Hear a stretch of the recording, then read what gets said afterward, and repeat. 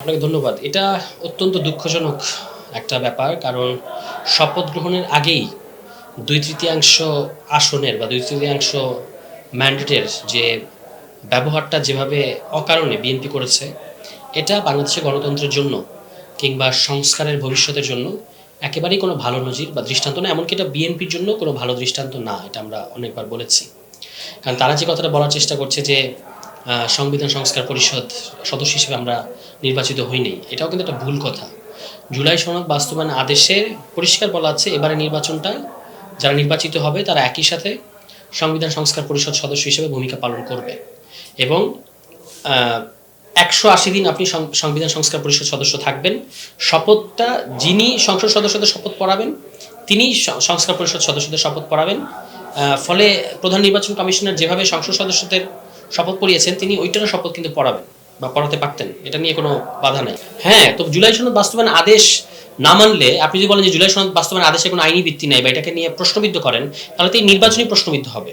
কারণ জুলাই সনদ কারণ এই নির্বাচনটা তো আপনার সংবিধানের ভিত্তিতে হয়নি, এটা হয়েছে জুলাই সনদ বাস্তবায়ন আদেশের ভিত্তিতে। ফলে আপনি এটার মাধ্যমে নির্বাচিত হয়েছেন, এমপি হয়েছেন, মন্ত্রী হয়েছেন, প্রধানমন্ত্রী হয়েছেন। এখন আপনি এটা মানবেন কিন্তু এই সংস্কার পরিষদের অংশটুকু মানবেন না, এবং না মানার তো কোনো যৌক্তিক কারণ দেখতে পাচ্ছি না। তো এটা হচ্ছে খুব দুর্ভাগ্যজনক, এবং এটা বিএনপির একদিকে যেমন একটা ইগোর রাজনীতি করছে এখানে, অন্যদিকে তাদের এখানে আইনি এবং তাত্ত্বিক যে সমস্ত যুক্তি তাদের দিক থেকে দেখা যাচ্ছে এগুলো একটাও গ্রহণযোগ্য বা ধোপে টাকার মতো কোনো যুক্তি নয়। ফলে এটা আমি বলবো যে এটা বাংলাদেশের গণতন্ত্রের ইতিহাসে আমরা সবাই খুব আশাবাদী, নতুন সরকার গঠিত হয়েছে, সবাই অভিনন্দন জানাচ্ছি, সব ঠিক আছে। কিন্তু যেটা শপথ গ্রহণের আগেই বিএনপি যে কাজটা করলো, এই কাজটা আসলে বাংলাদেশের গণতন্ত্রের জন্য একটা বড়সড় ধাক্কা হিসেবে বিবেচিত হবে, একটা নেতিবাচক ঘটনা এবং একটা কালো দিন হিসেবে বিবেচিত হবে আমার মতে। আপনি দেখেন ২/৩ ক্ষমতা সবসময় কিন্তু একটা অভিশাপ, আমরা বলেছি কার্স অফ 2/3, 2/3 থাকলেই সেটা একটা অভিশাপ। এখন এই 2/3কে আপনি কিভাবে ব্যবহার করবেন, ঘন ঘন ব্যবহার করবেন নাকি কম ব্যবহার করবেন, তার উপর নির্ভর করবে আপনি আসলে কতটুকু সফল হবেন। আপনি যদি কারণে অকারণে 2/3 ক্ষমতাটা দেখাতে থাকেন, এটা আপনাকে প্রকারান্তরে দুর্বল করবে, যেটা আমরা শেখ হাসিনাকে দেখেছি।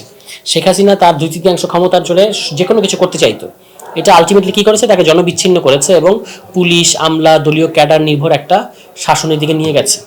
এটা কিন্তু হয়েছে ২/৩ ক্ষমতাটার জোর দেখাতে গিয়ে, বা আমরা যেটাকে বলি হ্যাডম, ২/৩ হ্যাডম দেখাতে গিয়ে আওয়ামী লীগ বা শেখ হাসিনা জনবিচ্ছিন্ন হয়েছে।